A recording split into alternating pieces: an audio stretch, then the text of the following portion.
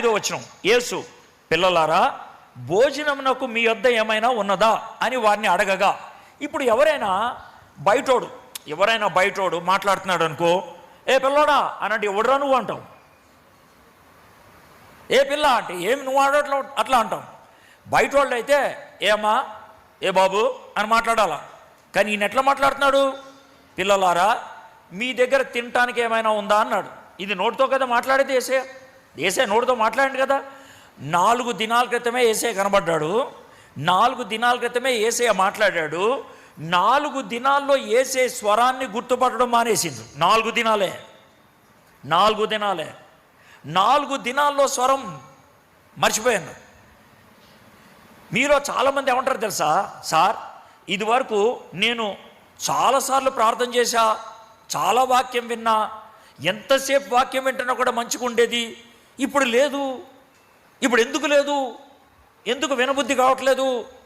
ఎందుకు వాక్యం అర్థం కావట్లేదు మీకు? ఎందుకు ప్రార్థన చేస్తుంటే మీకు హ్యాపీగా అనిపించట్లేదు?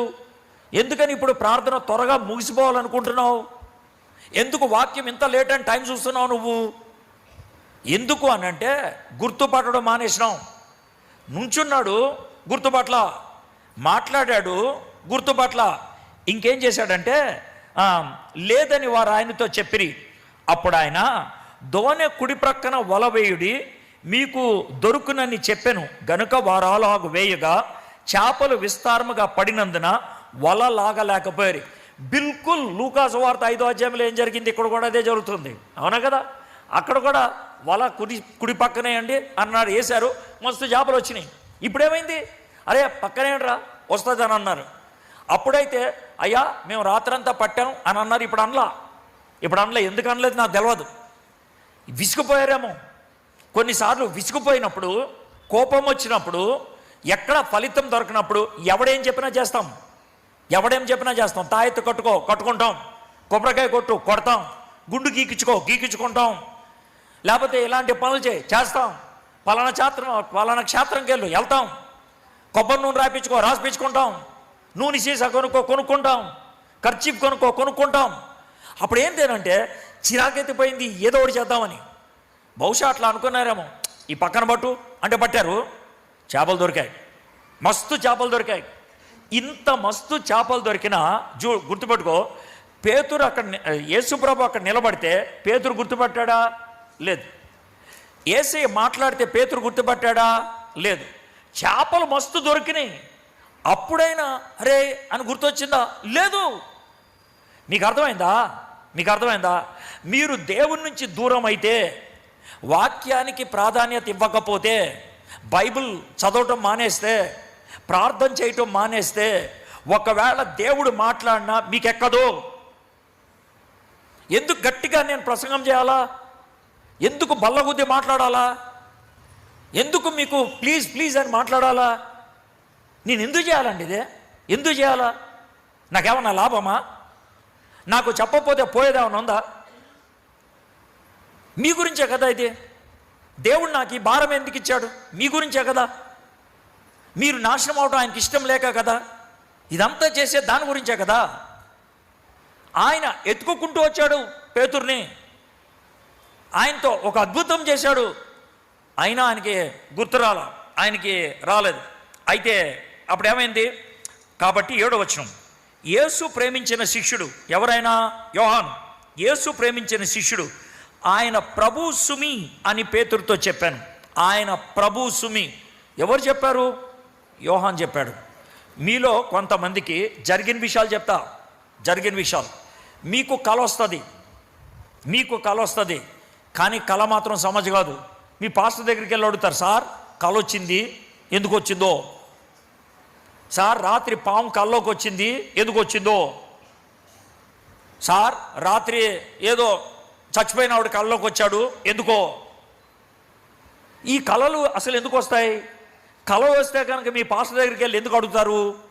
నాలాంటి వాడు వస్తే, సార్ ఒక 5 నిమిషాలు టైం ఇస్తారా? ఎందుకు? సార్ నాకు కొన్ని కళలు వస్తున్నాయి సార్, అర్థం కావట్లా. కళ ఒకవేళ దేవుడిస్తే అర్థం ఎవరివ్వాలా? దేవుడే. ఆ అర్థం నీకు ఎందుకు రావట్లా? కనెక్షన్ తెగిపోయింది నీకు.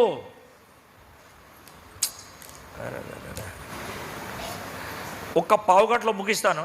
పావు గంటలో దయచేసి పిల్లలైనా కూర్చోండి. పావు గంట, ఒక పావు గంట ఎక్కువసేపు మాట్లాడినాను. మీరు ఇంత రెస్ట్లెస్ అయిపోతుంటే నేను ఎందుకు మాట్లాడాలి పూర్తిగా అనిపిస్తుంది నాకు. ఊకే లెగిస్తారు ఒక్క నిమిషానికి ఒకడు. జల్దీ ముగిచ్చేస్తాను. మీరు ఇంకొకళ్ళు ఎవరైనా లేచిండ్రంటే ఖచ్చితంగా బంద్ చేసి వెళ్ళిపోతాను నేను. పాస్టర్ లెక్కన ప్రసంగం చేస్తున్నానా? లేదు కదా. ఒక దోస్తు లెక్కనేగా చెప్తుంది మీకు. ఎవరికైనా అర్థమవుతుంది. మీరు అంత బేకారగాళ్ళు కాదు కదా, అవునా కదా? మీరు చాలా హుషారు కదా. మరి హుషారైతే కనుక ఊకెందుకు లేస్తున్నారు అర్థం కావట్లేదా? వినండి, నేను చెప్పే మీ జీవితంలో జరగట్లేదా? జరుగుతున్నాయే కదా. నేనేమన్నా కహానీలు నేర్పిస్తున్నానా? మీ చెవులు ఏమన్నా పువ్వు పెడుతున్నానా? లేదు కదా. ఈనాడు మరి అయితే నువ్వు దేవునితో కనెక్షన్ తెగిపోతే దేవుడు చెప్పిన మాటలు కూడా నీకు సమझకోవు. దేవుడు చెప్పేయే. ఇప్పుడు నేను మాట్లాడుతున్న దేవుని వాక్యంలోయే కదా. దేవుని వాక్యమే కదా చదువుతుంది. ఈ దేవుని వాక్యము నీకు అర్థమయ్యే భాషలో చెప్పినా కూడా నీకు ఎక్కట్లేదు కాబట్టి మధ్యలో లేస్తున్నావు నువ్వు. లేకపోతే ఎందుకు లేస్తావు నువ్వు? లేకపోతే ఎందుకు లేస్తావు? దీంతో అర్థమవుతుంది నీలో దెయ్యం వచ్చి కూర్చుందని. దేవుడికి ఆ దెయ్యాన్ని బయట పంపించడానికి ఇక్కడ తీసుకొచ్చాడు. నువ్వు జాగ్రత్తగా వింటే పోతుంది, లేకపోతే సస్తావు నువ్వు. ఈ దేవుడు ఏం చేస్తాడంటే ఇంతకంటే ఏం చేయాలా? అప్పుడు ఆయన ఎవరో మీటింగ్ పెట్టిండు, పైసలు గీసాలు పెట్టి మిమ్మల్ని కూర్చోబెట్టిండు. నన్ను పిలిచి వాక్యం చెప్పరా నన్ను చెప్తున్నా, నీకు అర్థమయ్యే భాషలో చెప్తున్నా, వినోద్దా? నీకు పేతురికి ఫరకే ఉంది. ఇద్దరు ఒకటే. వాడికి ఏమో సమజ్ కావట్లా, నీకు ఏం మాట్లా. సరే పక్కన ఉన్న యోహాన్ చెప్పిండు, అరే ఆయన మన ప్రభు అని. మనోడు చాలా తెలివిగలవాడు, హుషార్. ఏం చేశాడంటే ఆయన ప్రభు అని సీమోను పేతురు విని వస్త్రహీనుడై ఉన్నందున, అంటే బట్టలు లేవు మనోడికి. బట్టలు లేవంటే గోసి కట్టుకుంటారు. చేపలు పట్టుకుని వాడు సూట్ వేసుకుంటాడా? వేసుకోడుగా. ప్యాంటు షర్ట్ వేసుకుంటాడా? లేదు కదా. గోచి కట్టుకొని ఉంటాడు. ఆ గోచి ఒకటి ఉంది, పైన ఏం లేవు. అర్థమైందా? ఆయన ప్రభు సూమి అంటే గబగబా ఒక టవల్ తీసుకొని మీద వేసుకున్నాడు ఆయన. అర్థమైందా? ఆయన చేసిన పని అది.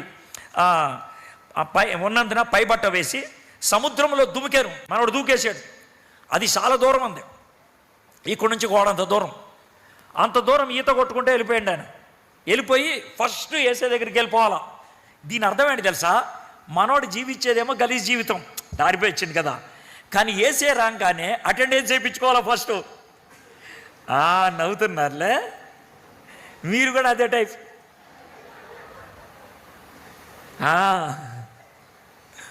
ఇప్పుడు సెట్ అయింది మీకు. మనం ఏమో ఏదో గలీజ్ పనులు చేస్తూ ఉంటాం. పాస్టర్ గారు రాగానే ప్రైజ్ ది లార్డ్ పాస్టర్ గారు అని అసలు అలా ముఖం ఎట్లా పెడతారంటే, అమ్మా ప్రపంచంలో నెంబర్ 1 అమ్మాయికి రాలివిడే అన్నట్లుంటుంది. ఈ పేతురు కూడా లేదా, ఆయన ఈత కొట్టుకుంటూ ఫస్ట్ పోయి అక్కడ ఏసీ ఉంటే టవల్ మీద పెట్టుకొని అట్లా నుంచున్నాడు ఆయన. అర్థమైందా? అంటే ఈయనేమనుకున్నాడు తెలుసా? ఏసైకి ఏం తెలియదులే, మనం ఆ ఏసై చెవులో ఊ పెట్టచ్చు అనుకున్నాడు. అర్థమైందా? మనం కూడా దేవునికి చెవులో ఊ పెడతానికి ప్రయత్నం చేస్తాం. మన ప్రార్థనలో మనమే వింటున్న వస్తుంది. ఎందుకంటే ప్రార్థనలో సగం అబద్ధాలు ఉంటాయి. ఒక అబద్ధం ఏంటి చెప్పంటావా? దేవా నువ్వు ఏమనుకోకుండా ఈ ఒక్కసారి నన్ను క్షమించు, ఈ తప్పులో నుంచి నన్ను బయటికి లాగు, ఈ సమస్యలో నుంచి బయటికి లాగు, నేను చెప్తున్నాను కదా, మళ్ళీ ఎప్పుడు ఇంక అట్లా చేయను అని అంటాం. ఉత్తినే కదా. ఇక బయటికి లాగానే మళ్ళీ చేస్తాం. మళ్ళీ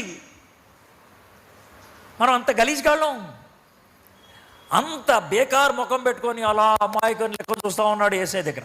అయితే ఏమైందనంటే దరి ఇంచుమించు 200 మూరలు దూరం ఉన్నందున తక్కిన శిష్యులు చేపలు గల వలను లాగుచు ఆ చిన్న దోణిలో వచ్చిరి.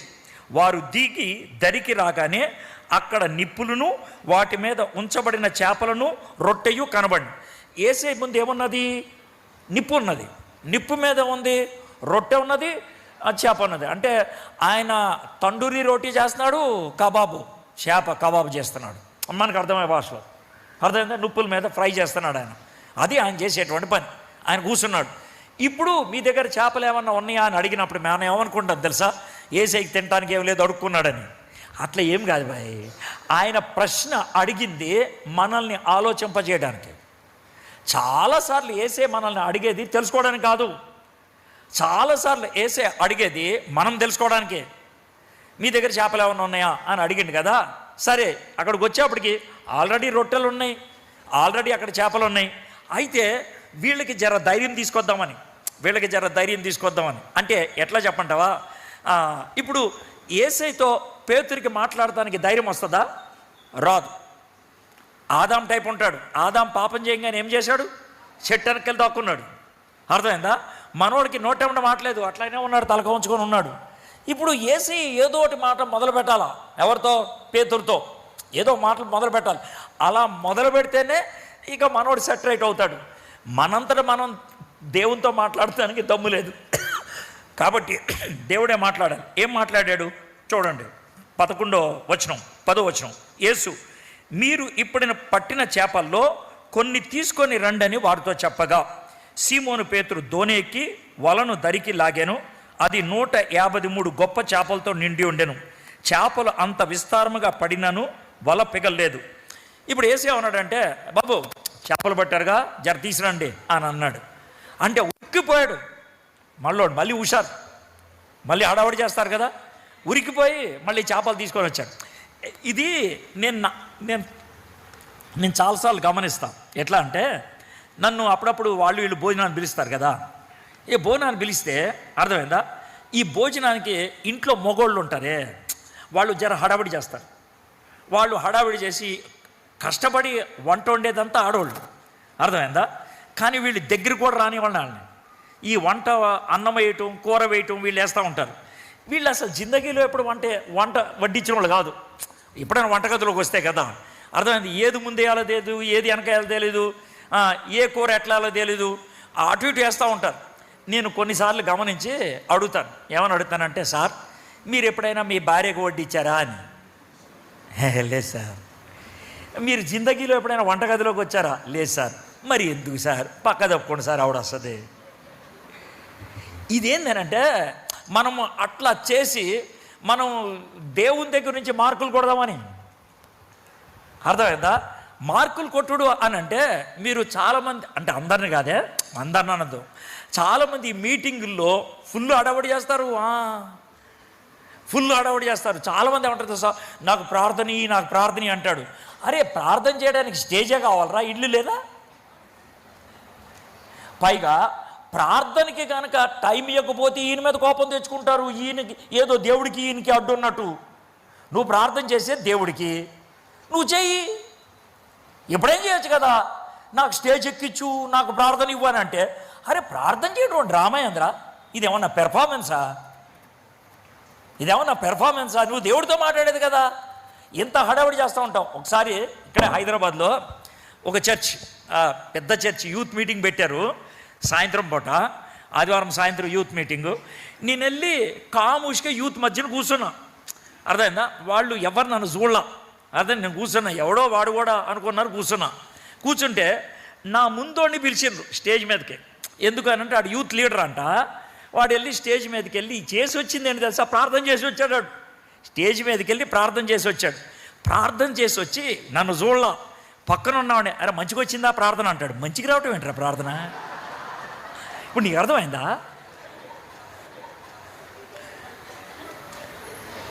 అంటాడు, మంచిగా వచ్చిందా అంటాడు. అది మస్తు వచ్చిందిరా, మస్తు ఉంది. ఇది మస్తు ఉంది ఇది. ఇప్పుడు మీకు అర్థమవుతుందా మనం ఎంత గలీజ్గాళ్ళము? అది మన జిందగీ, అది మన బతుకు. అంత గలీజ్గాళ్ళం. ప్రార్థన పెర్ఫార్మెన్స్ అయింది. నా ప్రార్థన బాగుంటే 5 పాయింట్లు ఇవ్వండి, బాగోలేకపోతే 4 పాయింట్లు ఇవ్వండి అని అడిగేది. ఇది ఏమన్నా జబర్దస్తా? నాకు పాయింట్లు వేయడానికి ఇంత గలీజ్ అయిపోయింది చూడండి మన బతుకు. ఈయన హుషారు చేసి చేపలు పెట్టి అంతా చేస్తూ ఉన్నాడు. అయితే ఏమైందో చూడండి. యేసు రండి భోజనం చేయడని వారితో అనెను. ఆయన ప్రభు అని వారికి తెలిసినందున నువ్వెవడు అని శిష్యుల్లో ఎవడను ఆయన్ని అడగ తెగింపలేదు. యేసు వచ్చి ఆ రొట్టెని తీసుకొని వారికి పంచిపెట్టెను, అలాగే చేపలను కూడా పంచిపెట్టెను. యేసు మృతుల్లో నుండి లేచిన తర్వాత శిష్యులకు ప్రత్యక్షమైనది. ఇప్పుడు మీకు అర్థమైంది కదా, మూడోసారి. 2 సార్లు ఆల్రెడీ ప్రత్యక్షమయ్యాడు. అయినప్పటికీ పేతురు వెళ్ళిపోయాడు. పేతురు యేసే దగ్గర వెళ్ళింది 4 రోజుల క్రితమే, కానీ చూస్తే గుర్తుపట్ల, వింటే గుర్తుపడలా, యేసే పని చేస్తే గుర్తుపట్ల. అంత దూరం అయిపోయాడు, అంత గలీజ్ అయిపోయాడు ఆయన. అయితే యేసే వదిలిపెట్ల. యేసయ్య పేతుర్ని ఎంత మంచిగా చూసిండో నాకు బాగా అనిపిస్తుంది. ఆయన చేసింది ఏంటంటే, ఫస్ట్ రొట్టిచ్చిండు, తర్వాత చాపిచ్చిండు, తినండి, కడుపు నిండా తినండి. పేతుర్ని తిట్టలా, పేతుర్ని ఏమి అడగలా, ముందు కడుపు నిండా పెట్టిండు ఆయన. ఎప్పుడు దేవుడు చేసే పని ఏంటి తెలుసా? ఆయన ముందు మనల్ని తిట్టడం మొదలు పెట్టడు, ముందు దగ్గర తీసుకుంటాడు, ఆదరిస్తాడు, ఆ తర్వాత అడుగుతాడు. ఆయన ముందు ఆదరిస్తాడు, తర్వాత అడుగుతాడు. ఇంకొక ఆయన గురించి చెప్తాను, మీరు ఒక్కసారి వినండి. ఏలియా అని ఒక ఆయన ఉండేటోడు, ఖతర్నాక్ మనిషి. ఎంత ఖతర్నాక్ అంటే, ప్రార్థన చేస్తే ఆకాశంలోకి వెళ్ళి అగ్ని వచ్చిందంట. ప్రార్థన చేస్తే ఆకాశంలోకి వెళ్ళి అగ్ని. మళ్ళీ ప్రార్థన చేస్తే 3.5 సంవత్సరాల తర్వాత వర్షం కురిసిందంట. ఆయన వర్షంలో ఉరుక్కుంటూ వచ్చాడు. అయితే రాజుగారి భార్య, రే 24 గంటల్లో నేను లేపేస్తానంటే ఆయనకు భయం అయింది. పారిపోయి ఓ చెట్టు కింద కూర్చొని ప్రార్థన చేశాడు. ఏమని ప్రార్థన చేశాడు? దేవా, ఎవరు లేరు, నేను ఒక్కడనే ఉన్నాను, ఈమె నన్ను చంపుతానంటుంది, నాకు ఆవిడ దగ్గర సావడం ఇష్టం లేదు, నాకు సూసైడ్ చేసుకోవడానికి చేత కాదు, నువ్వు నన్ను మర్డర్ చేయి ప్రభా అని పడుకుని పోయాడు. ఆయన అట్లనే ప్రార్థన చేశాడు, నన్ను చంపే ప్రభా అని. పడుకుని పోయాడు ఆయన. పడుకుంటే దేవుడు ఏం చేసింది తెలుసా? మంచి నిద్ర ఇచ్చింది. టెన్షన్లో దేవుడు మనకి ఇచ్చే మంచి ట్యాబ్లెట్ ఏంటి తెలుసా? నిద్ర. టెన్షన్లో మనకి నిద్ర పడుతుందే, అది చాలా మంచిది. నిద్రలో మన గుండెకాయ సెటిల్ అవుద్ది. ఒకవేళ నిద్ర పట్టకపోతే ఆ రాత్రి గుండెకి చేస్తాం మనం. అర్థం? దేవుడు మంచోడు భయ, చాలా మంచోడు. ఆయన నిద్ర ఇచ్చాడు. నిద్ర ఇచ్చిన తర్వాత ఒక దేవదూతను పంపించాడు. దేవదూత ఏలియాని లే అని అంటే లేచాడు. లేవగానే, ఎవర్రా నువ్వు, ఎందురా ఇక్కడ ఉన్నావు అని మొదలు పెట్టలా. ఏం చేసిండు తెలుసా? ఇగో రొట్టి తిను, ఇదిగో ద్రాక్షారసం తాగు అని అంటే తిని తాగాడు. పడుకో అంటే మళ్ళీ పడుకున్నాడు. మళ్ళీ జరసేపు అయిందా, లే మళ్ళీ రొట్టె తిను, ద్రాక్షారసం తాగు. మనోడు కడుపు నిండా తిన్నాక, కడుపు నిండా తాగినాక అప్పుడు మొదలు పెడుతున్నాడు, ఏం రా బాయ్ ఏం చేస్తున్నావు ఇక్కడ అని. అప్పుడు అడుగుతున్నాడు, ఏం రా బాయ్ ఏం చేస్తున్నావు అని. ఆయన ముందు ఆదరించాడు, ముందు కడుపు నింపాడు, ఆ తర్వాత మాట్లాడుతున్నాడు. ఈ రాత్రి కూడా నేనేం చెప్తాను తెలుసా? దేవునికి నీ మీద ప్రేమ ఉన్నది, అందుకే ఈ మీటింగ్ తెచ్చాను నేను. నువ్వు వెళ్ళిపోవటం ఆయనకి ఇష్టం లేదు, నువ్వు జారిపోవటం ఆయనకి ఇష్టం లేదు, అందుకే ఈ మీటింగ్ తీసుకొచ్చి కూర్చోబెట్టాను. ఈరోజు ఈ వర్తమానం చెప్పాలనేటువంటి ఆలోచన నాకు ఇచ్చింది ఎందుకు అనంటే, నీ గురించే. ఆయనకి నువ్వంటే ఇష్టం. నువ్వు అడిగితే రాలా, ఆయనే వచ్చాడు. నువ్వు పిలిస్తే రాలా, ఆయనే వచ్చాడు. నువ్వంటే ఆయనకి ఇష్టం, అందుకే వచ్చాడు ఆయన. అందుకే ఈ మీటింగ్ పెట్టి ఇది చెప్తా ఉన్నాడు. సరే, ఇదంతా అయిపోయింది. ఇప్పుడు పేతురుతో పంచాయతీ షురు. ఈ పంచాయతీ ఎట్లా నడిచిందో చూద్దాం. వారు భోజనం చేసిన తర్వాత యేసు సీమోను పేతురును చూచి, యోహాను కుమారుడు అయిన సీమోను, వీరికంటే నువ్వు నన్ను ఎక్కువగా ప్రేమించుచున్నావా అని అడగగా, సార్ మీ పేరేంటి? ఐజక్. మీ పేరు ఐజక్. మన ఇద్దరం దోస్తులు సార్. రండి, మన ఇద్దరం మేమిద్దరం దోస్తులం బాయ్. ఈయన పేరు ఐజక్. అయితే నేను దోస్తానాల్లో ఈయన ఐజీ అని పిలుస్తా. ఏమని పిలుస్తా? ఇది నా ముద్దు పేరు, ఈయన పిలిచే పద్ధతి. ఎప్పుడైనా ఈయన దగ్గరకు వస్తే ఐజీ బాగున్నారా అంట. అంటే దోస్తు కోపం తెచ్చుకోవాలి సార్. కోపం వస్తుందా? రైట్ యారా ఐజీ బాగున్నావా అని అంటారు. అర్థమైందా? అయితే ఒక దినాన్ని వచ్చి, ఏమండి ఐజక్ గారు బాగున్నారా అంటే, how do you think now if I speak like that? How are you mister great doctor Isaac గారు. ఎందుకు ఇట్లా మాట్లాడుతున్నాడని. థ్యాంక్ యూ సార్, కూర్చోండి. ఇప్పుడు ఆయన్ని నేను ముద్దుగా ఐజీ అని పిలుస్తా. అలాంటిది ఒక దినం వచ్చి ఏమండి ఐజక్ గారు బాగున్నారా అని అంటే ఇప్పుడు ఆయనకి ఏమొస్తుంది?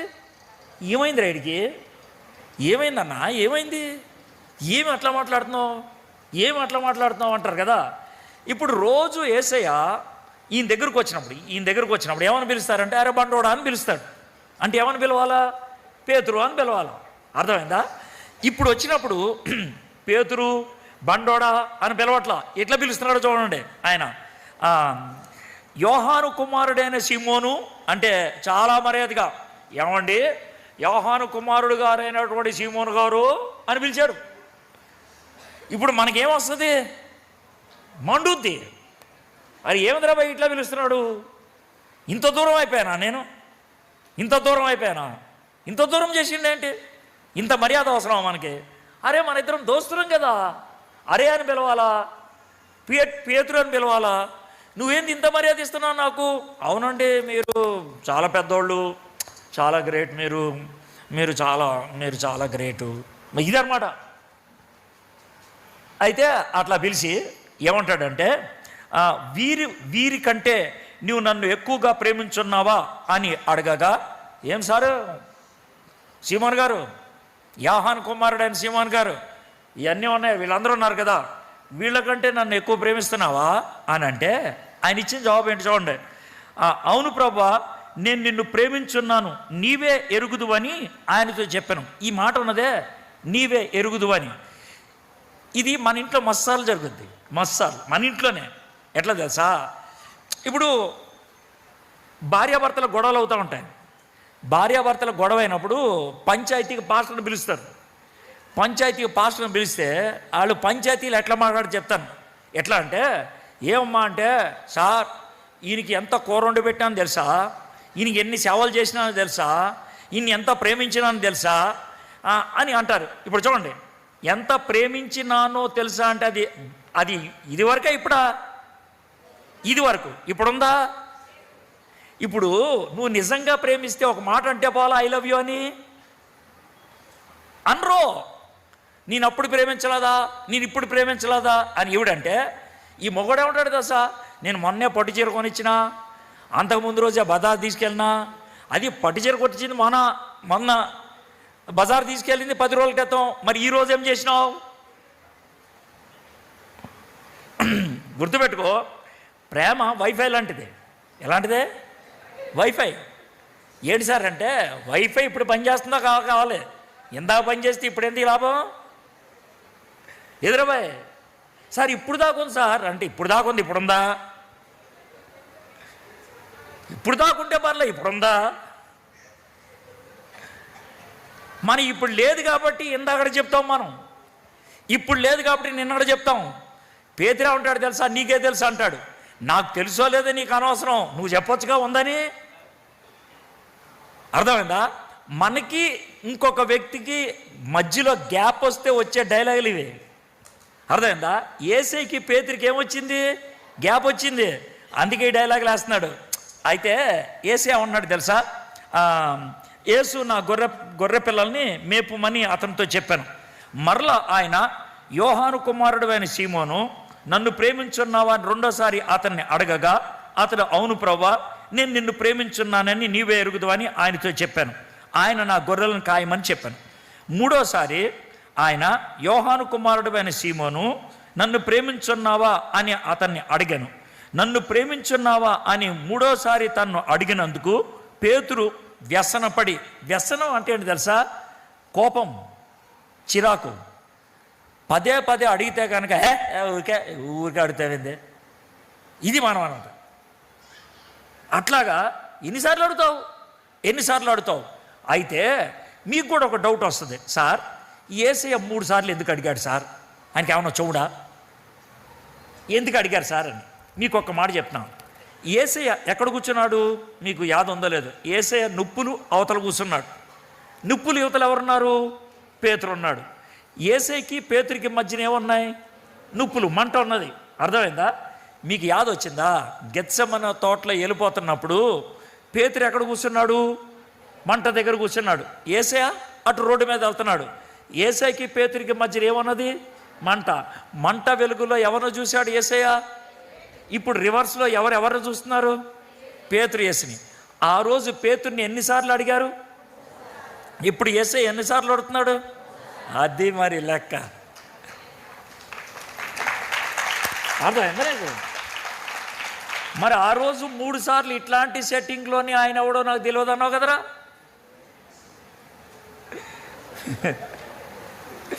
ఇదే సెట్టింగ్ కదా అప్పుడు కూడా, ఇదే సెట్టింగ్లో 3 సార్లు కాదన్నావు కదా. అంటే యాద్ చేసుకోవాల్సింది ఏంటి తెలుసా? దేవుడు మనతో మాట్లాడుతున్నప్పుడు, అంటే వాక్యం మనకి వినిపిస్తున్నప్పుడు ఆదరణ ఉంటుంది. నేను కాదనట్లా, ఆదరణ ఉంటుంది. కానీ ఇంకొకటి కూడా జరుగుద్ది. అది జరగాలి. ఏం జరుగుతుందో తెలుసా? మనం చేసినటువంటి తప్పు మనకు తెలవాలా. మనం చేసిన తప్పు మనం తెలవాలా. మనం ఎక్కడ జారి పడ్డామో మనకు తెలవాలా. ఆ జారి పడిపోయింది ఎక్కడో, తప్పు ఎక్కడో తెలిస్తే కనుక మనం ఏం చేస్తామో తెలుసా? ఆ తప్పుని యేసయ్యతో, ప్రభా ఇదిగో ఈ తప్పు చేసినా, యేసయ్యతో చెప్పడానికి ఏం సిగ్గుపడకర్లా. అది ఏదైనా సరే, నేను అందుకు చేసినా, ఇందుకు చేసినా, ఆడు చెప్తే చేశా, ఇది చెప్తే చేశా, నాకు ఒత్తిడైతే చేసినా, ఏం చేయాలో తెలియక చేసినా, ఇవన్నీ కవరింగ్ వద్దు. నువ్వు అవన్నీ కప్పుకున్నావు అనుకో, దేవుడు కప్పడానికి ఏముండదు. నువ్వు విప్పేసినావు అనుకో, ఆయన కప్పుతాడు. నువ్వే కప్పుకుంటే ఇంకేం చేస్తాడు ఆయన? అందుకే నువ్వు చేయాల్సింది ఏంటంటే, ఎప్పుడైతే ఇలాగ దేవుడు మనతో మాట్లాడుతూ ఉంటాడో, మన తప్పు మనకు తెలుస్తుంది, మన గతం మనకు గుర్తొస్తుంది, మనం ఎక్కడ పడిపోయామో అది యాదికి వస్తుంది. అది యాదికి రాగానే మనం ఫస్ట్ చేయాల్సిన పని ఏంటంటే, యేసయ్యా నేను అక్కడ జారిపడినా, యేసయ్యా నాకు అర్థమవుతుంది ఇక్కడ తప్పు చేసినా, నన్ను క్షమించు. ఇది మనం చేయాల్సింది. పేతురు ఇంత గొప్ప ప్రత్యక్షత కలిగిన వాడు, యేసయ్యతో 3.5 సంవత్సరాలు ఉండినవాడు, గొప్ప గొప్ప అద్భుతాలు చూసినవాడు, చనిపోయి తిరిగి లేచినటువంటి యేసయ్యని 2 సార్లు చూసినవాడు, ప్రత్యేకమైనటువంటి మెంబరు యేసయ్య కమిటీలో. ఆయన యేసయ్యని చూసిన 4 దినాల్లో జారిపోతే యేసయ్య ఎత్తుక్కుంటూ వచ్చిండు. ఆయన యేసయ్య ఎత్తుక్కుంటూ వస్తే చూసి గుర్తుపట్ల, విని గుర్తుపట్ల, అద్భుతం చేస్తే గుర్తుపట్ల. అయినప్పటికీ యేసయ్య నెమ్మదిగా మాట్లాడుతూ 3 సార్లు ప్రశ్నించాడు. ఎందుకంటే 3 సార్లు బొంకాడు. 3 సార్లు ఒకటే అంటున్నాడు, నన్ను ప్రేమిస్తున్నావా, నన్ను ప్రేమిస్తున్నావా, నన్ను ప్రేమిస్తున్నావా. ఆ రోజు అడిగిందే, ఆయన నీతో ఉన్నాడు కదా, నువ్వు ఆయనతో ఉన్నావు కదా, నువ్వు ఆయనతో ఉన్నావు కదా. ఇదంతా అయిపోయిన తర్వాత అప్పుడు 17వ వచనం, 18వ వచనం, ప్రభువా నీవు సమస్తము ఎరిగిన వాడువు, నిన్ను ప్రేమించున్నానని నీవే ఎరుగుదు అని ఆయనతో చెప్పాను. యేసు నా గొర్రెలను మేపము. ఇప్పుడు చూడండి, నువ్వు యవ్వనుడివై ఉండినప్పుడు నీ అంతటి నీవే నడుము కట్టుకొని నీకిష్టమైన చోటికి వెళ్ళుచుంటివి. నీవు ముసలివాడివైనప్పుడు నీ చేతులు నీవు చాచుదువు, వేరొకడు నీ నడుము కట్టి నీకిష్టము కాని చోటికి నిన్ను మోసుకొని పోవునని నీతో నిశ్చయముగా చెప్పుచున్నానని అతనితో చెప్పాను. 19, అతడు ఎట్టి మరణం వలన దేవుని మహిమపరచునో దాన్ని సూచించి ఆయన ఈ మాట చెప్పాను. నాకు ఇక్కడ మస్తు అనిపించేది ఏంటి తెలుసా? గతాన్ని సెట్ చేపించాడు. సెట్ చేపించిన తర్వాత ఏమన్నాడు తెలుసా? పేతురు, పేతురు ఇప్పుడు యవనస్తుడివే, నువ్వు ఎటు కావాలంటే పోతావు. ఒక దినం వస్తుంది, ఒక్క దినం. అది 33 సంవత్సరాల తర్వాత, ఇది జరిగిన 35 సంవత్సరాల తర్వాత జరిగిన విషయం. 35 సంవత్సరాల తర్వాత వస్తుంది. ఆ రోజు ఏమో తెలుసా? నువ్వు ముసలోని అయిపోతావు. నువ్వు ముసలోని అయిపోతే చేతులు ఇలా చాపితే అప్పుడు వేరే వాళ్ళు తీసుకెళ్తారు. నువ్వు వెళ్ళాలనుకునే చోటు కాదు, తీసుకుపోతారు. అక్కడ నిన్ను చంపేస్తారు, అక్కడ నిన్ను చంపుతారు. ఆ చంపేసినప్పుడు ఆ చావు కూడా, జాగ్రత్త వినండి, ఆ చావు కూడా నన్ను మహిమపరచుద్ది. అబ్బా, ఇది ఎప్పుడు జరిగింది సార్, ఇది ఎట్లా జరిగింది సార్ అని అంటే, పేతుర్ని చాలా సంవత్సరాలు అయిపోయిన తర్వాత, 35 సంవత్సరాలు అయిపోయిన తర్వాత జైల్లో పెట్టారు. రోమ్ పట్టణంలో జైల్లో పెట్టారు. జైల్లో ఒక చిన్న గదిలో పెట్టారు. 9 నెలల గదిలో పెట్టారు. ఆ గదిలోకి సూర్యుని వెలుగు పడదు. పైన ఒక చిన్న రంధ్రం ఉంటుంది. ఆ రంధ్రాన్ని తీసి, అదే మనకి ఈ డ్రైనేజ్ ఉంటుంది చూసా, ఆ డ్రైనేజ్ మీద పైన కవర్ తీస్తే ఎట్లా ఉంటుందో కింద గది ఉంటుంది. ఆ కవర్ తీసి రోజుకొకసారి జర ఫుడ్ ఇచ్చి మళ్ళీ మూసేస్తారు. చీకటిగా ఉంటుంది, లోన ఉంటాడు. 9 నెలలు ఉన్నాడు ఆయన అక్కడ. స్నానం లేదు, ఇంకేం లేదు. 9 నెలల గదిలో ఉన్నాడు ఆయన. ఎట్లా ఉంటుంది ఆలోచించుకోండి. ఒళ్ళంతా కురుపులు వచ్చేసి ముసలోడు అక్కడే పడుకునేది, అక్కడే అన్నీ అక్కడ అలా ఉన్నాడు. 9 నెలల తర్వాత ఆయన బయటికి తీసి ఆయనకు ఫుల్ స్నానం చేసి, ముసలోడు ఫుల్ స్నానం చేసి ఆయన లెగవలేకపోతున్నాడు, నడవలేకపోతున్నాడు. 2 మనుషులు ఆయన మోసుకొని తీసుకొచ్చారు. ఎందుకని?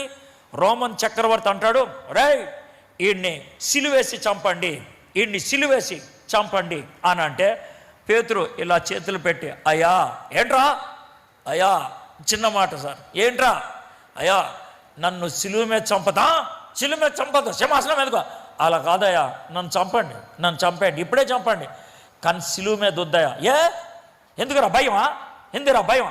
అట్లా కాదు సార్, మా గురువుగారు లెక్క నాకు చావటానికి ఇష్టం లేదు సార్. మా గురువుగారిని సిలువేసినట్లు నన్ను సిలువేయదు సార్, అది చాలా పవిత్రమైనది సార్. ఏం చేయమంటారు మరి సార్? మీరు ఏమనుకోనంటే సిలువను తిరిగేసేయండి సార్. రే ముసలోడా, సిలువ తిరిగేస్తే బతుకున్నప్పుడే ముక్కులోంచి రక్తం వస్తుంది, బతుకున్నప్పుడే ఊపిరాడగా సస్తావురా, గాలాడికి సస్తావు, పర్లేదు సార్. అరే మామూలుగా సిలువేస్తే నువ్వు బతకలేవురా, ఇక తిరిగేసేయమంటావు, పర్లేదు సార్ తిరిగేసేయండి సార్, మా గురువుగారు లెక్క నాకు చావడానికి ఇష్టం లేదు అని ఆయనను తిరిగేసి సిలువేస్తే ముక్కులోకి వెళ్ళి రక్తం వచ్చి, నోట్లోకి వెళ్ళి రక్తం వచ్చి ఆయన అట్లాగా చచ్చిపోతే చుట్టూ ఉన్నటువంటి మనుషులు ఈయన దేవుడు గొప్ప దేవుడు అని ఆ రోజు ఆయన ఆరాధించారు. యేసుప్రభు వారు 35 సంవత్సరాల ముందు ఈ మాట చెప్పాడు, పేతురు పేతురు ఇప్పుడు దాకా నన్ను వదిలేసావు, నువ్వు ఇక్కడ నుంచి మంచుకుంటావు, కానీ చివరికి వచ్చేప్పుడు నీ చావు ఎట్లా ఉంటుంది తెలుసా? నీకు ఇష్టం లేని చోట తీసుకెళ్తారు, అక్కడ చచ్చిపోయినప్పుడు కూడా నన్ను మహిమపరుస్తావు, అక్కడ చచ్చిపోయినప్పుడు కూడా నన్ను మహిమపరుస్తావు. ఖతర్నాక్. అయితే పేతురు 3 సార్లు జారిపోయిండు, 3 సార్లు. అయినప్పటికీ యేసయ్య వదిలిపెట్టలేదు. యేసయ్య వెతుక్కుంటూ వచ్చాడు. యేసయ్య పేతురుతో మాట్లాడిన తీరుతో పేతుర్ని సెట్రైట్ చేశాడు, ఒప్పుకునేటట్లు చేశాడు, తిరిగి వెనకకు వచ్చేటట్లు చేశాడు, పేతుర్ని గొప్ప నాయకుడిగా నిలబెట్టాడు. ఇక్కడ కూర్చున్నటువంటి మీలో కొంతమంది జారిపోయిన వాళ్ళే, దూరమైన వాళ్ళే. కానీ దేవుడు ఈ రాత్రి ఈ మీటింగ్కి ఎందుకు తెచ్చినది తెలుసా? నేను నీతో మాట్లాడతా, నువ్వు వెనకకు రా, నువ్వు వెనకకు వస్తే నేను నిన్ను వాడుకుంటా, నువ్వు వెనకకు వస్తే నిన్ను అనేక మందికి దీవెనకరంగా చేస్తావు, నువ్వు వెనకకు వస్తే నా బిడ్డగా నా సాక్షిగా నేను నిలబెడతా. ఇది దేవుని కోరిక. ఆమెన్ చెప్పడం సులభమే, కానీ వెనకకు రావటమే కష్టం. ఆమెన్ చెప్పడం చాలా సులభమే, ప్రభు దగ్గర ఒప్పుకోవటమే కష్టం.